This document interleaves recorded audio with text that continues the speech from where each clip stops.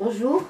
La 6e petite porte ouvre sur les vignes près de Rivesaltes au mois de mai 1885.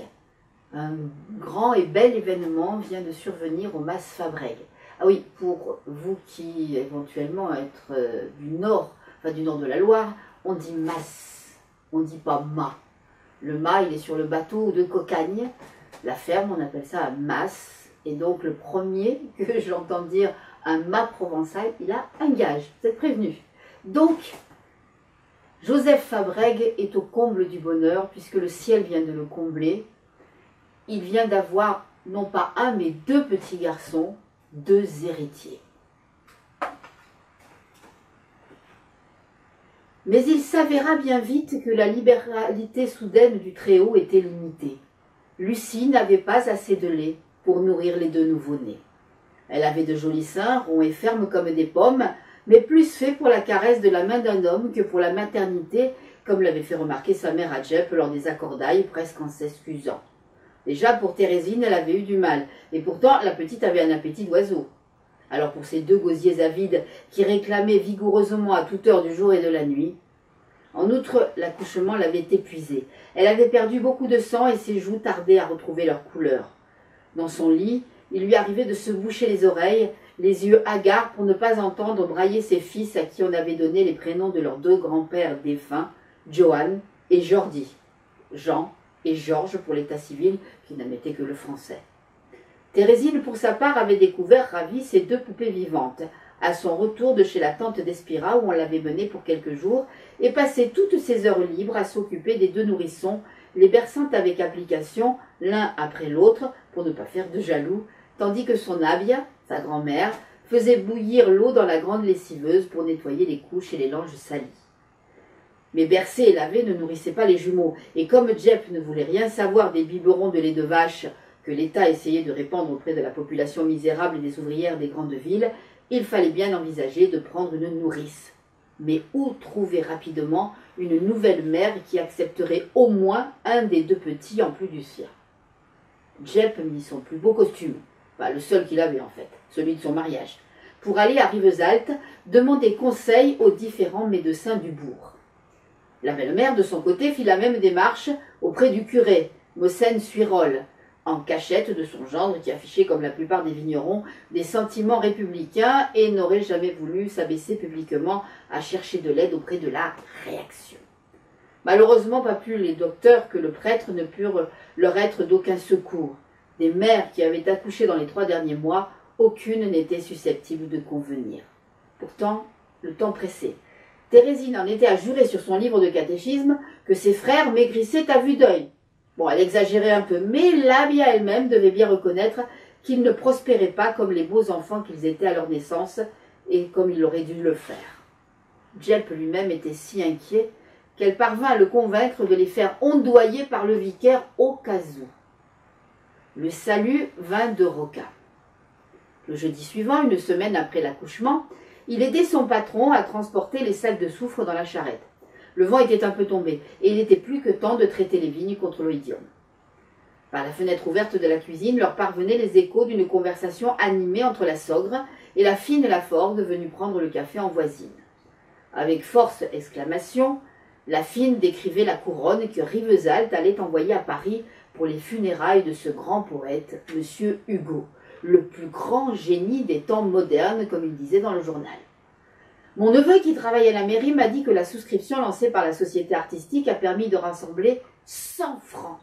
Ils ont pu acheter une sacrément belle couronne avec ça. Je l'ai vue ce matin, elle est exposée dans la devanture de la librairie Cabane.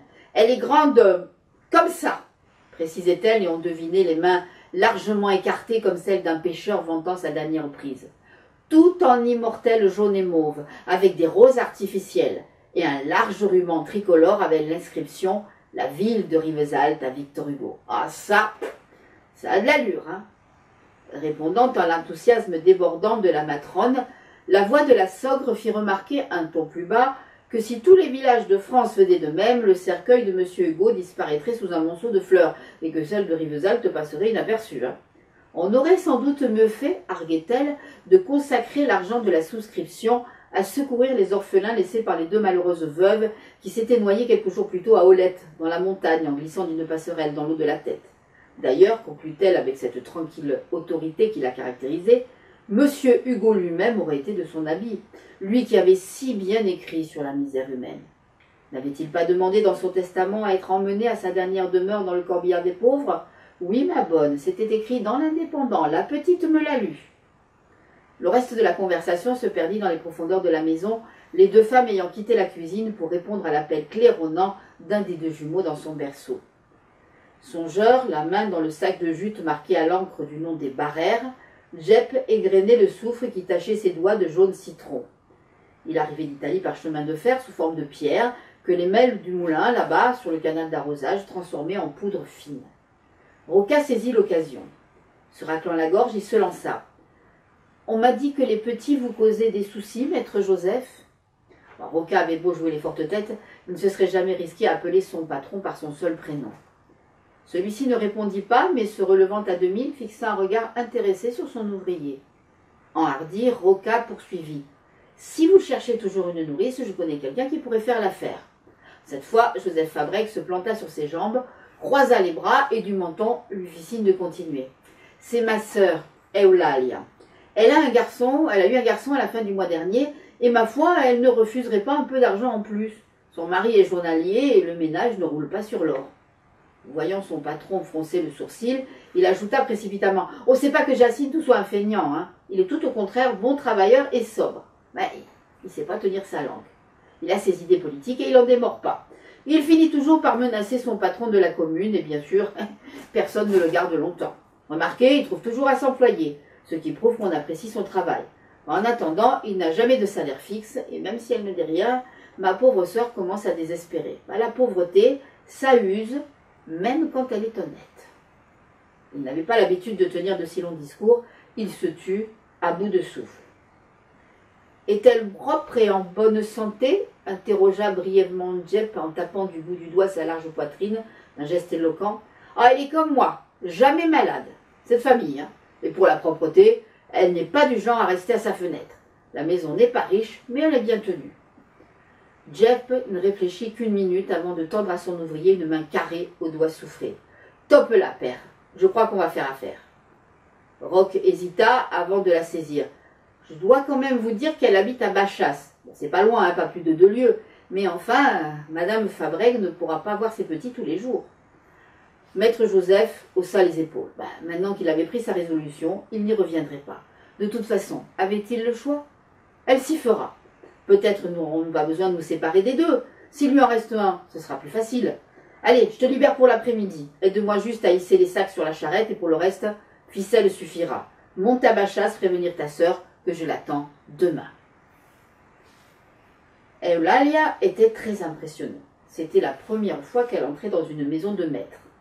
Et même si les Fabrègues, avec leurs 18 hectares de vignes, n'étaient pas considérés comme riches, seulement à l'aise, la bâtisse était très différente des endroits où elle-même avait vécu jusqu'ici. Son humble logis sur les hauteurs de Bachas n'avait qu'une pièce, qui servait à tout, flanquée d'une alcôve de chaque côté, le sol était en terre battue, et les 3 poules dont elle vendait les œufs à monsieur le curé y picoraient aussi bien que dehors. Ici, on marchait sur un pavage de briques rouges, et en face de la porte d'entrée, un escalier de bois ciré grimpait jusqu'à de vraies chambres, éclairées par de vraies fenêtres, elle les avait vues de la cour. Celle de maître Fabrègue était en bas, et la vieille femme, qui lui avait présenté comme sa sogre, sa belle-mère, en ouvrit la porte en faisant bien attention de ne pas faire de bruit.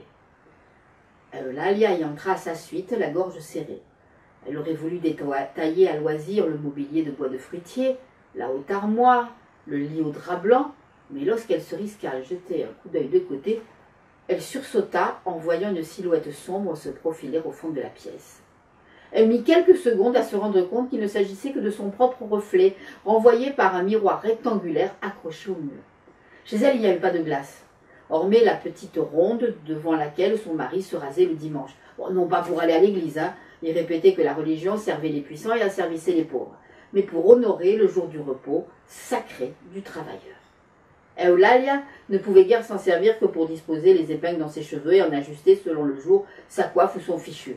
Et encore, avait-elle du mal à y voir en entier son visage sans grâce, à la mâchoire un peu trop carrée. Découvrir ainsi à la dérobée son corps épais, sanglé dans une blouse bleu passé, et une jupe qu'elle avait cousue elle-même et qui tombait en plis lourds autour de ses hanches larges, lui fit un choc. La comparaison avec l'accouchée, assise dans le grand lit, le dos soutenu par des oreillers immaculés, lui sembla d'autant plus cruelle. Lucie Fabrègue n'était pas une beauté, mais ses traits réguliers, son menton rond, ses yeux sombres, un peu tristes, et la façon dont son chignon haut dégageait son cou, rendaient par contraste Eulalia encore plus massive, plus rude, plus pauvre. Mais la sœur de Rocain n'était pas femme à s'attarder longtemps sur de telles considérations. Bien vite, elle redressa les épaules et releva le menton. Après tout, malgré sa belle maison et sa grâce languissante qui avait dû faire courir plus d'un homme, la maîtresse n'était même pas capable de nourrir ses petits, tandis qu'elle, Eulalia, son lait riche et épais pouvait en faire pousser une douzaine. La vieille parlait à voix basse à sa fille. Celle-ci ne répondait pas, les lèvres serrées, le visage fermé. La vieille insistait. Finalement, Lucie Fabrègue détourna la tête, les yeux clos, comme pour ne pas voir ce qui allait se passer. La vieille revint vers Eulalia et lui lança d'un ton bref « Prenez-en un et partez vite ». Eulalia s'avança d'un pas, indécise. Un vagissement s'éleva à ses pieds. Elle vit les petits pois qui battaient l'air, plein de vie, et la grande corbeille, prête à être emportée. Très vite, elle se saisit des anses, et calant le couffin sur sa hanche, elle s'enfuit presque. C'est ainsi que moins de 10 jours après leur naissance, les jumeaux Fabrègue furent séparés. Et ce n'est que leur début de leur destin. Demain, on va rester à peu près dans les mêmes années, mais on va aller sur les bords de la Méditerranée, et on va parler de... Vous avez deviné? À demain.